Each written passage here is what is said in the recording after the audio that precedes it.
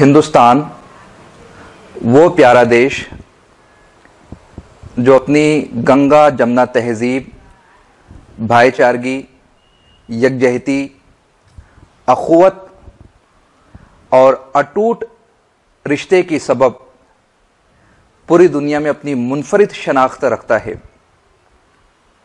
इस प्यारे वतन में सारे जग के वासियों ने बसेरा करना चाहा और इस मुल्क ने हर एक को प्यार दिया और अपनाया।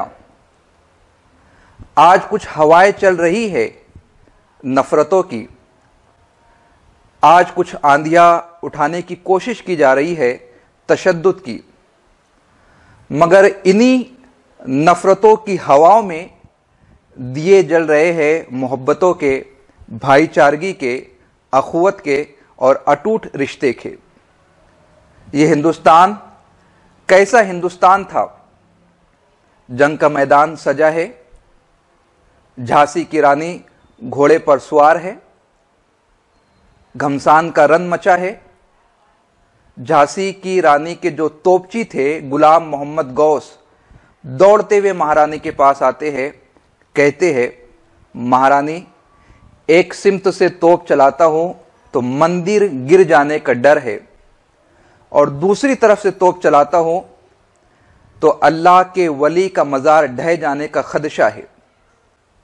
झांसी की रानी एक लम्हे के लिए सोचती है और बरजस्ता जवाब देती है, मंदिर हम दोबारा बनवा लेंगे, अल्लाह के वली के नींद में खलल नहीं होने देंगे। ये हिंदुस्तान था, ये हमारे रिश्ते थे, ये भाईचारगी की निशानी थी। उन्नाव के ठाकुर और मलियाबाद के खान साहब में बहुत गहरी दोस्ती थी, बहुत गहरा रिश्ता था। वहां भी नफरत की हवा चलाई गई। पठान साहब और ठाकुर साहब दुश्मन हो गए। उन्नाव के ठाकुर की बेटी की शादी होती है, बारात रुखसत होती है, बेटी ब्याह दी गई है और बारात उसी रास्ते से गुजरती है जो कि खान साहब के मलिहाबाद का रास्ता था। जैसे ही मलिहाबाद के करीब बारात पहुंचती है, खान साहब के, पठान साहब के हट्टे कट्टे नौजवान आते हैं, पूरे बारातियों को उठा लेते हैं, दुल्हन को उठाकर आगे ले जाया जाता है। एक आदमी हाँपते कांपते दौड़ता हुआ उन्नाव के ठाकुर साहब के पास पहुंचता है। सरकार गजब हो गया, उन्होंने बारातियों को उठा लिया है, उन्होंने दुल्हन को उठा लिया है। ठाकुर साहब एक कश लगाते हैं और ज़ारो कतार रोते हुए कहते हैं, मैं जानता था वो पठान का बच्चा मेरी बेटी को खाली हाथ रवाना नहीं करेगा, वो मेरी बेटी के साथ बिल्कुल वैसे ही सुलूक करेगा जैसे मैंने उसकी बेटी ब्याही थी।